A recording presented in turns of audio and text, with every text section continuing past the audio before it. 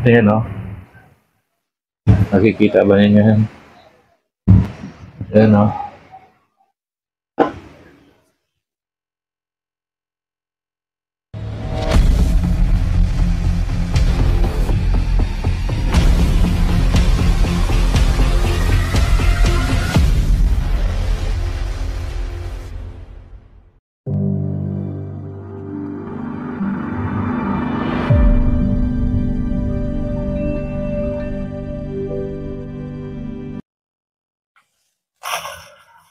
Nandito naman tayo sa panibagong video. Ito po ay wala po to po sa box. Kaya ang gagawin natin, bubuksan lang natin. Ito yung in-order ko para doon sa ginagawa kong electric stove. Ito po yung indicator para malaman natin kung buhay yung ating kalan. Yan, maganda yung pagkabalot. Binalot siya sa bubble wrap.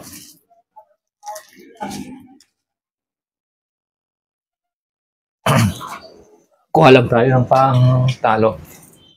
Pang-tanggal.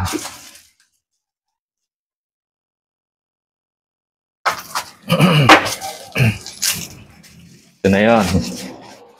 Papakita ko sa inyo kung paano gamitin ito. Itong binili ko sa online. Okay. Ayan, ito na. Ito po, ang tawag dito ay current transformer. Ayan. At ito pala ay nilalagyan ng power supply. 220 volts. Tapos 100 amperes. Yan, na-assemble na natin po ito.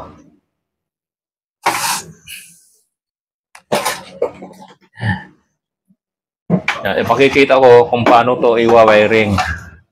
Ito lang po yon. At magsasample tayo sa pagluluto. Ito yung male plug. At ito yung amperahe niya. Tapos ito yung thermostat control.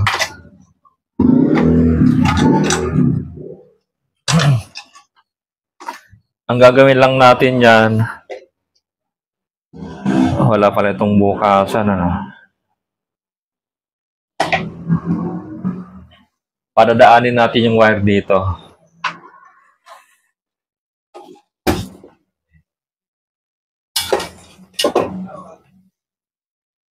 Ayaw kong lang itong current transformer, ayaw kong padaanin sa ilalim. Baka kasi maapektuhan ng init.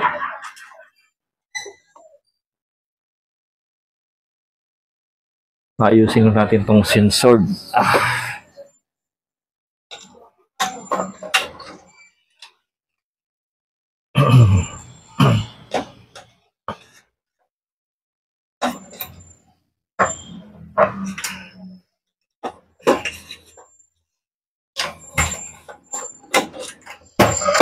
Ayusin lang natin itong sensor. Wala sa pwesto.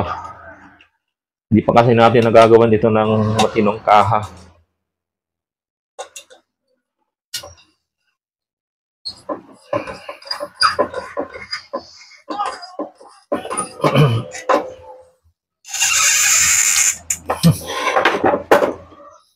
Yan.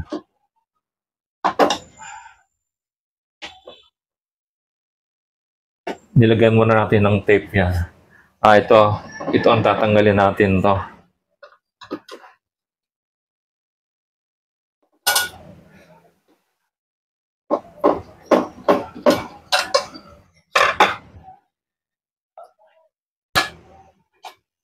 Isusot natin dito yung wire para ma-detect niya yung current niya. Yan. Bali yun magiging sensor sa ating kalan.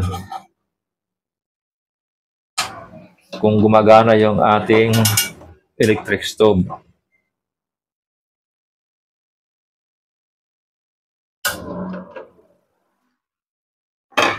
Tapos, hindi natin makikita yung indicator dito. Kinahailangan supply nito ng Anong supply nito? AC 220 volts. Yan, magdadagdag tayo ng wirings. Dito, magpa-parallel tayo dito.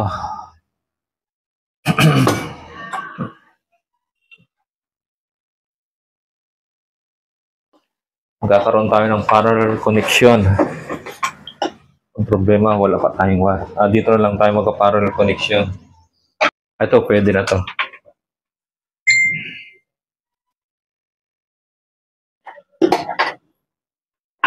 Kakabit natin dito para magkaroon tayo ng 220 supply.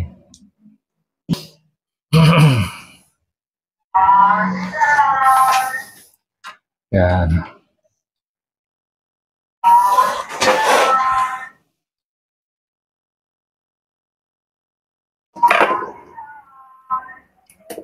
Bukas na ba ito?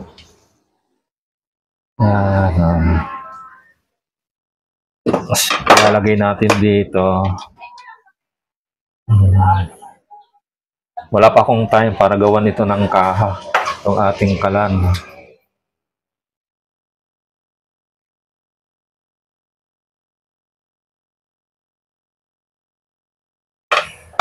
Yan, sa kabila.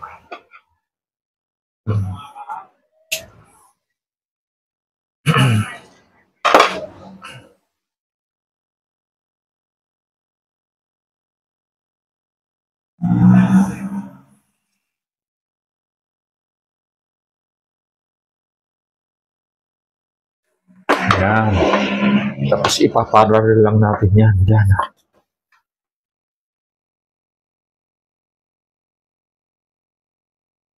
Itong isa, bukan lang natin dito. Dito lang tayo magparallel sa labas. Ito, parallel lang natin dito. Temporary lang naman to.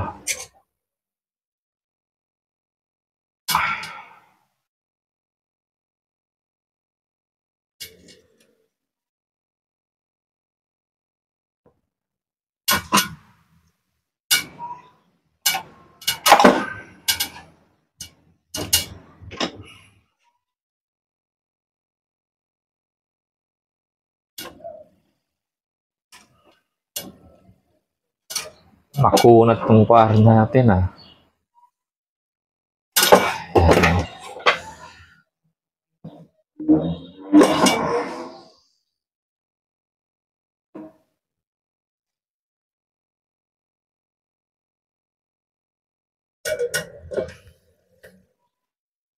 Ayan. Tapos yung isa, isabay na lang natin dito para makabawas tayo ng salugtongan.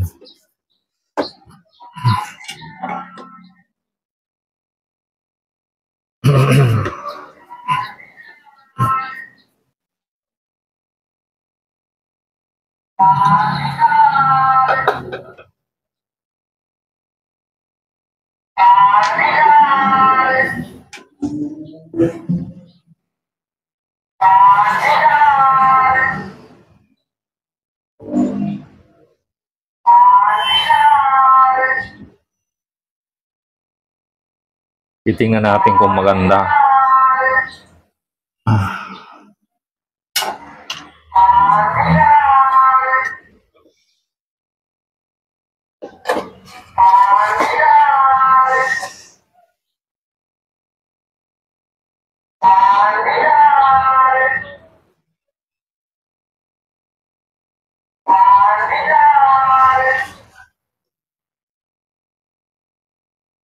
Yan. Titipan lang natin to kasi delikado. Delikado tayo. 3M. Mas madikit ito. Yun, dikit na dikit nga.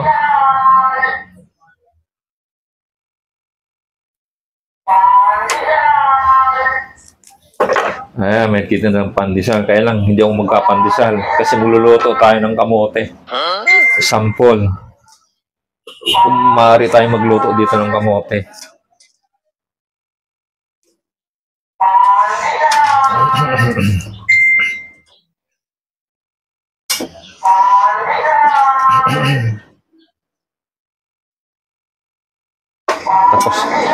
tape natin dito para hindi na hiwa-hiwala yung wire.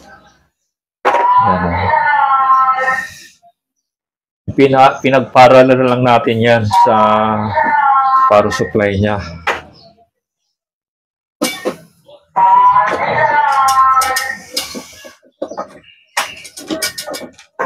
Titingnan natin kung anong maganda.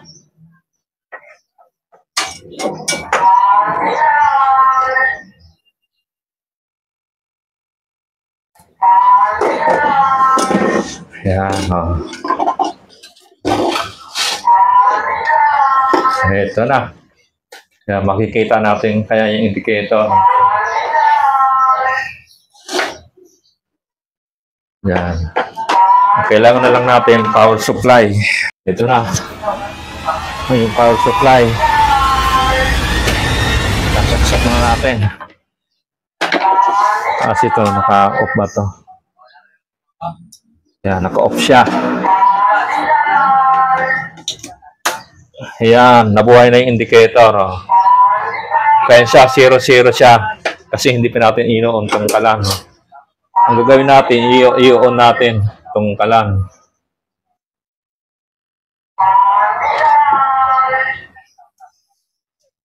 Ayan.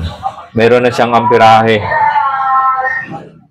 Ayan, oh. Ang ibig sabihin, gumagana na yung ating kalan. I-set natin sa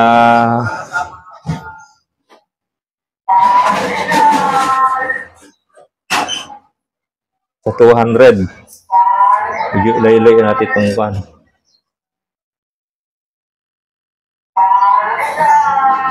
Para safe tayo. Yan, nasa 3.1 amperes. Magluluto lang tayo ng kamote.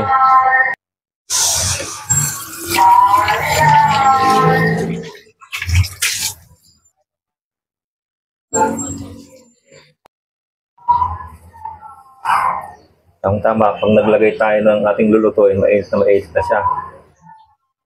Yan. Hugasan ko lang itong kamote.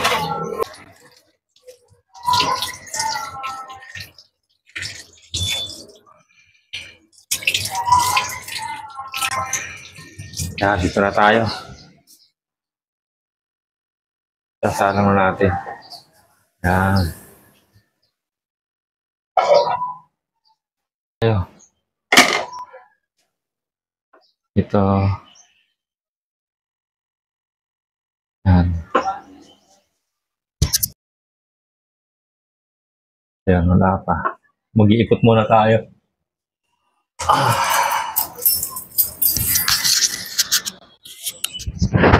Ito yung ating nilulutong kamote.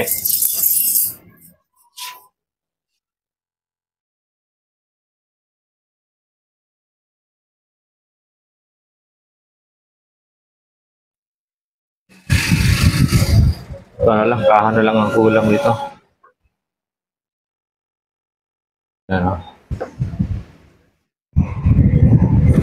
Natin dito na doon.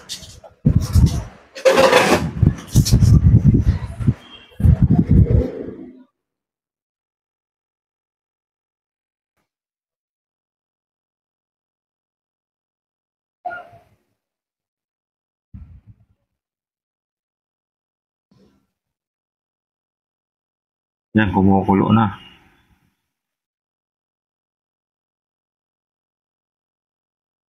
Kumukulo na siya.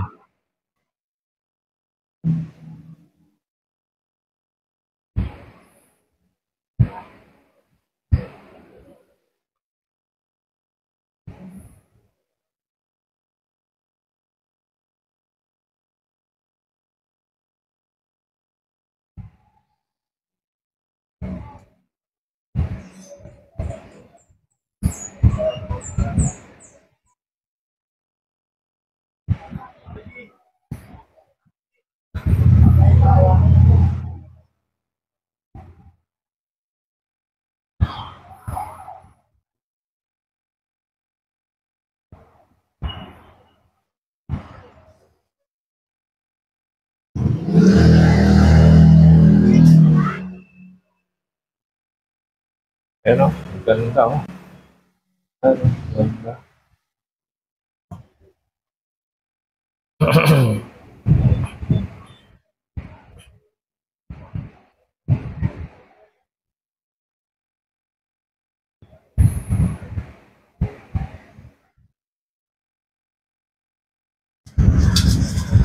Step control. Tuloy-tuloy ang pagkulo niya. Oh. Ayan, oh. Nakikita ba ninyo yan? Ayan, oh.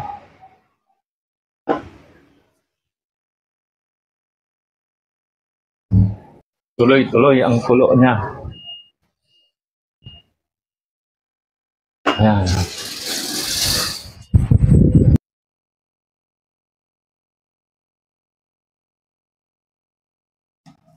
Tingnan natin kung malambot na. Matigas pa. Matigas pa.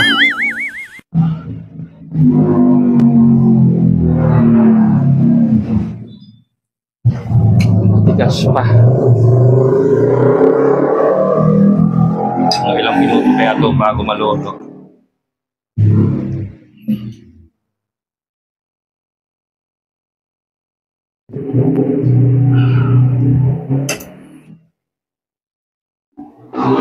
Wala kasi tayong lutoan na yan talagang lutoang pangkamote. Nag-honor naman siguro yan. Yan. Kaya tuloy-tuloy ang kulo niya.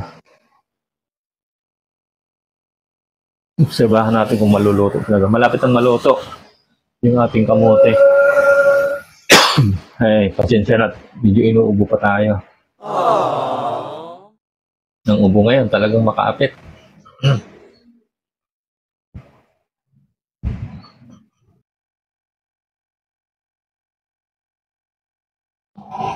Tingnan natin kung luto na yung kamote natin. Luto na. Luto na.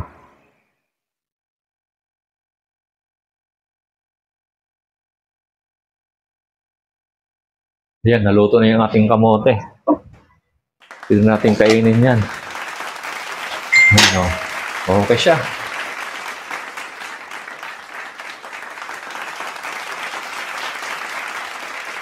Yan, hanggang dito na lang ang ating video vlog. Okay itong binili natin. Magandang indicator to. So susunod ang gagawin ko nito, isasabi ko na to sa heater para magkasabay yung kanyang ilaw. Ang maganda siguro, hindi ko na isabay sa heater kasi nakikita mo naman kung buhay yung heater o hindi kasi lumalabas yung kanyang amperahe. Yan, hanggang dito na lang, hinihiling ko na pagpalain ng Diyos ang bawat isa sa atin. Kaya nga, ang pinakahuli kong masasabi, bye-bye!